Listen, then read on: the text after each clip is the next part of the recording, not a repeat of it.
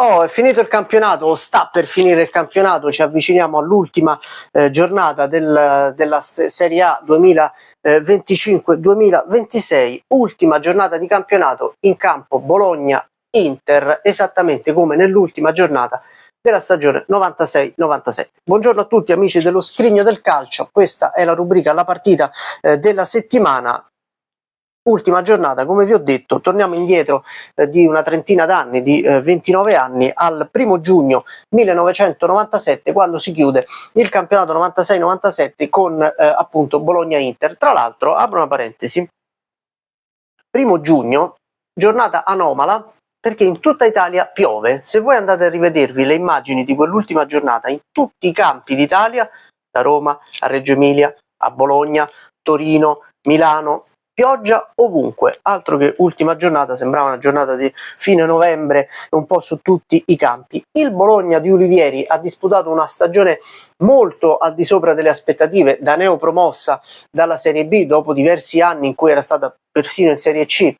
Bologna sfiora la qualificazione in Coppa UEFA, arriva a giocarsi la semifinale di Coppa Italia dove verrà eliminata dal Vicenza, poi futuro vincitore del trofeo. L'Inter ha disputato. È difficile un po' giudicare la stagione dell'Inter 96-97 con Roy Hodgson in panchina. Direi una stagione positiva in cui perde la finale di Coppa UEFA con lo Schalke 04 ai calci di rigore, arriva anche l'Inter in semifinale di Coppa Italia eliminata dal Napoli, in campionato con qualche alto e basso conduce comunque una stagione di alta classifica, sarà per un paio di giornate anche in testa più o meno a novembre, dicembre, e arriva a giocarsi all'ultima giornata il secondo posto. Il secondo posto nel 96-97 vale l'accesso alla Coppa dei Campioni, alla Champions League, e se lo gioca con il Parma. La Juventus ha già vinto lo scudetto. Tra l'altro mi è venuto in mente che soltanto nel 96-97 e nel 97-98 i primi due posti hanno assicurato la partecipazione ai gironi della Coppa dei Campioni per le squadre italiane, perché poi dal 98-99 iniziarono ad essere 4, poi sono diventate 3, poi sono ritornate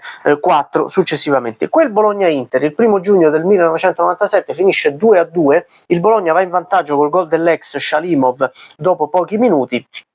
L'Inter pareggia e va in vantaggio con la doppietta di Ganz all'inizio del secondo tempo, poi la partita smette un po' di essere interessante anche per i nerazzurri stessi, perché l'Inter per arrivare seconda avrebbe dovuto vincere e sperare nella sconfitta del Parma contro il Verona, che era già retrocesso. Il Parma va in svantaggio ma vince poi la partita 2-1. Una volta che il Parma è in vantaggio l'Inter tira un po' i remi in barca, arriva il pareggio di Paramatti a un quarto d'ora dalla fine. Pensate, Michele Paramatti, difensore e autore di 4 gol in quella stagione, era un difensore con il vizietto del gol.